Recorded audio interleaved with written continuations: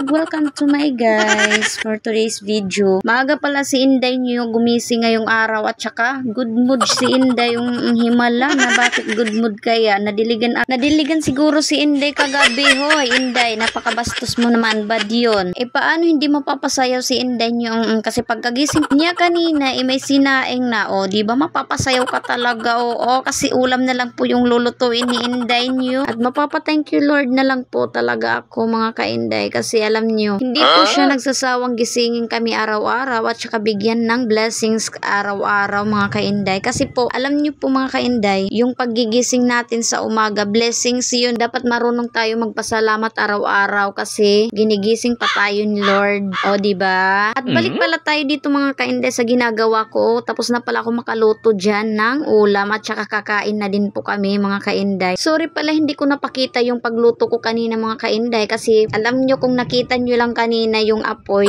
sasabihin nyo talaga na hindi good mood siguro sin. Paano ba naman mga ka-Inday kasi nung nagprito ako ng talong, ibiglang lumakas yung apoy.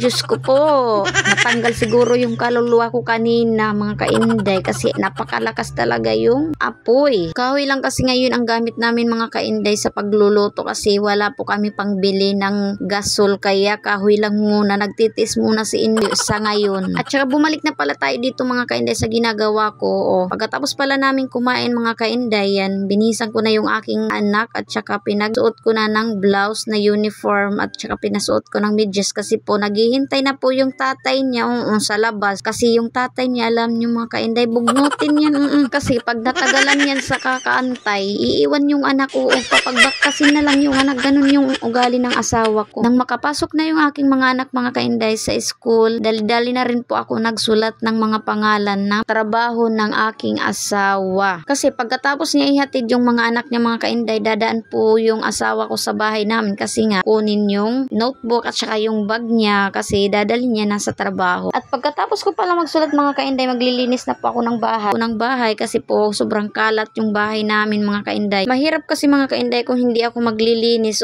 kasi sumasakit po yung ulo ko pag makalat yung bahay namin. Ganun yung ugali ni Inday. Pagkatapos ko pala magwalis mga ka-Inday, dumiretso na din po ako sa kusina at saka nilinisan ko na din po yung aming saingan. Tinanggalan ko po ng abo yung sa kahoy. Hindi ko po alam mga ka-Inday kung ano bang Tagalog dun, basta abo sa amin, ganun na yun. At saka pagkatapos ko magtanggal ng abo sa aming saingan mga ka-Inday, naghugas na din po ako ng mga plato. Para mamaya mga ka-Inday, wala na akong hugasan at saka wala na akong iisiping iba kahit mag-cellphone na ako mga ka-Inday, wala na akong iisipin na may hugasan pala ako doon, ganun. Kasi hindi po tinatamad ngayon si Inday, kaya susulitin ko na yung pagkasipag ko kasi paano ba yan mga ka-Inday, pag si Inday na yung tamarin hindi talaga kikilos siya, baka maghapon na naman nakahiga yan, kaya ngayon sinipag yan, susulitin niya yan kasi mahirap na wider-wider yung ugali ni Inday, kaya pagkatapos niya maghugas mga ka-Inday yan, malinis na yung bahay at saka napakanta na lang talaga siya.